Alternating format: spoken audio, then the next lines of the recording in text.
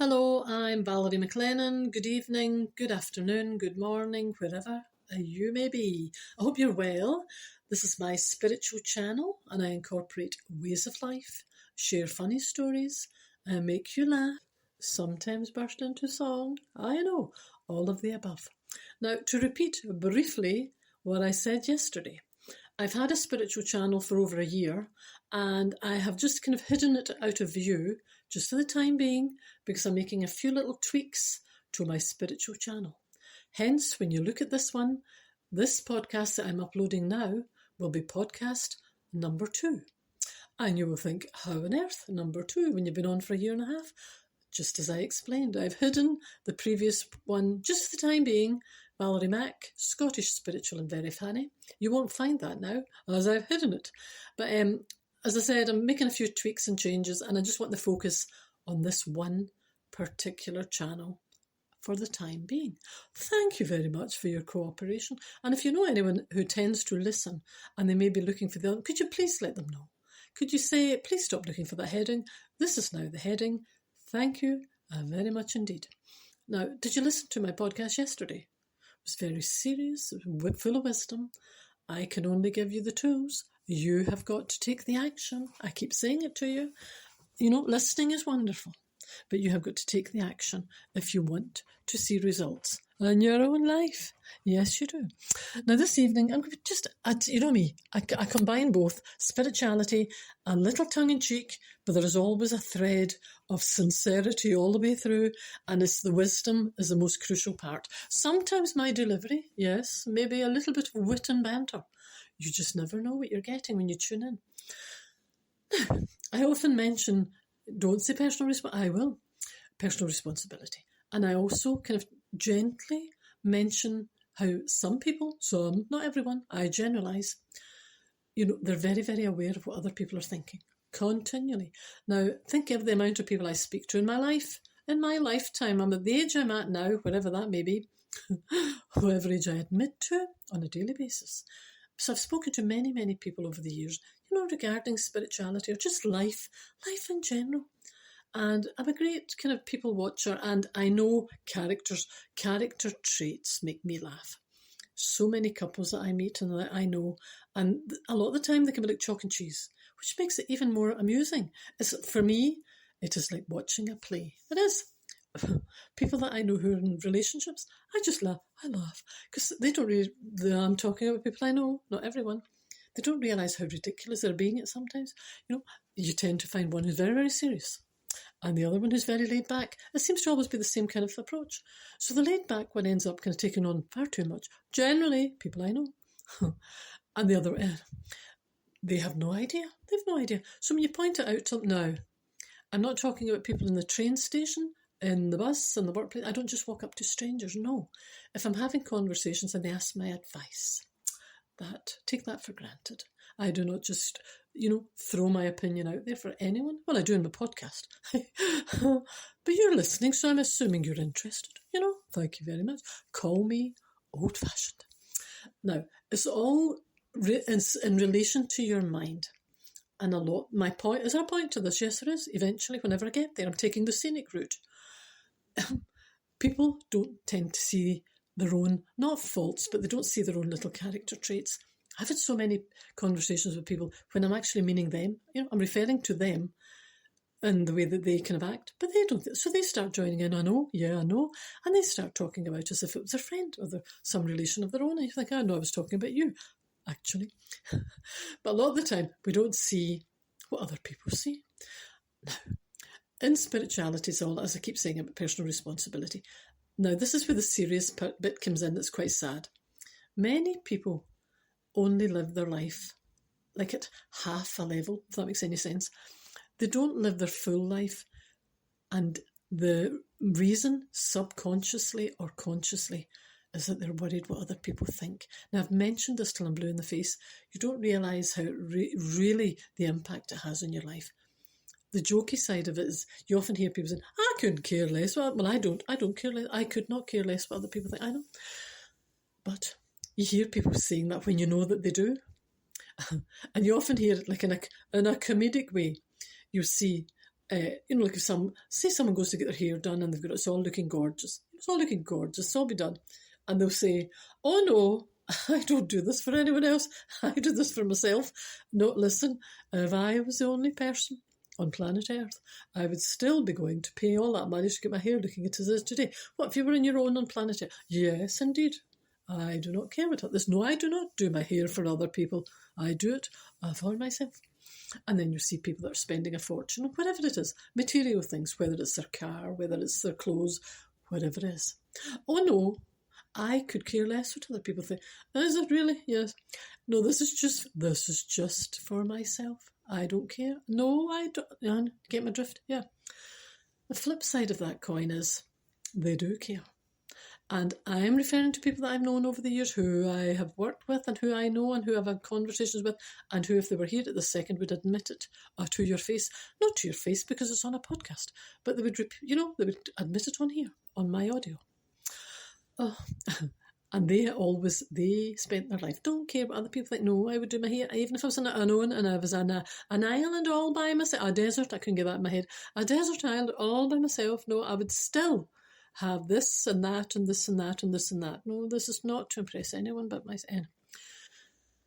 Now, that is quite funny. I know, probably we all have done that over the years, all the life. My hair, no, I wouldn't bother. Oh no, I know. No, why are you putting on mascara and eyeliner? I know, for myself. I know, I put this on for myself. I like to look nice for myself. I know. So it's a kind of character trait. Now, we all have a touch of that to some degree. Where the danger comes in is where it becomes all-encompassing. And every step you make in your life, you're on high alert. What will people think? Now, I'll give you an example. You were probably sitting there now saying, that's not me. I don't care. Don't act like that. Now, here is a little task. You don't need to admit it to me. You don't need to admit it to anyone. Give yourself, maybe think of 10. Get a piece of paper. Here, how old-fashioned is she? Get a piece of paper. I was going to say a pen, but I'm going to go the whole hog now. Get a piece of paper and a pencil. Or a crayon. Get a crayon and a piece of paper and a pencil. Or a piece of pencil and a paper, whatever I said the first time. I know. Get a piece of paper and a pencil. Or even a pen. No, your screen and your tab. No, that does not work. It needs to be, I know, they'll have to go sit. Will I wait to get back from the shop? I don't have paper. I've not had a bit of paper in this house since 1974. Shall I wait? Yes, I will. Could you do it tomorrow? Could you go and buy some paper to write on? Oh no, for goodness sake. Could you buy a pen or pencil?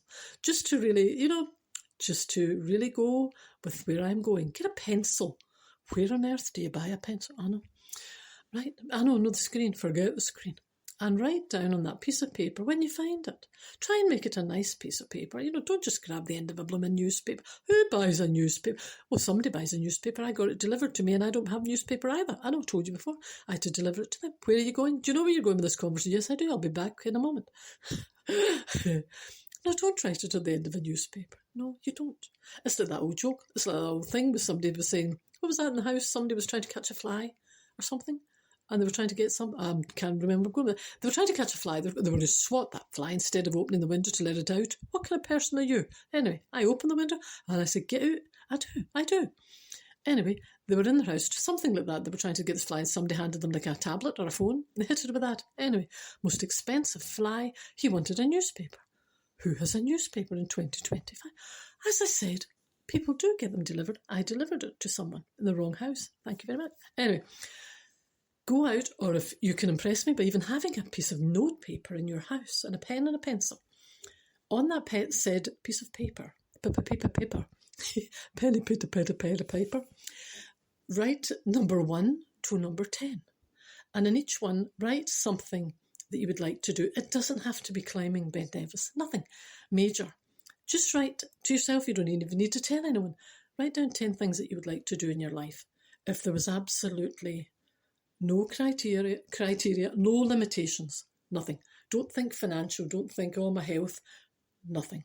Just write down as if your health was perfect, as if you had all the money, nothing, it was all fine, what you would like to do. And notice when you've written it all down and you're looking at each one. Now, only you need to do this. You can just sit in the quietness of your home. Listen to the emotional feelings that arise within your spirit and within your soul when you're looking at each one. Because if you're honest with yourself, whatever you write down, you'll notice you will notice if it's fear related, or you'll notice the emotions that you're attaching to each one of the items on your list. Say it's something, I don't even know, say whatever it is that you were going to do, some activity or something. A lot of people find out that automatically weren't even aware of it, but when they quieten their mind and they write the list, they suddenly realise the majority of their emotional feeling that arises to the surface is through fear. And it's fear that's holding them back. A lot of the time it's not the financial aspect. A lot of the time it's not even their health. They tend to find and a lot of people get amazed by this.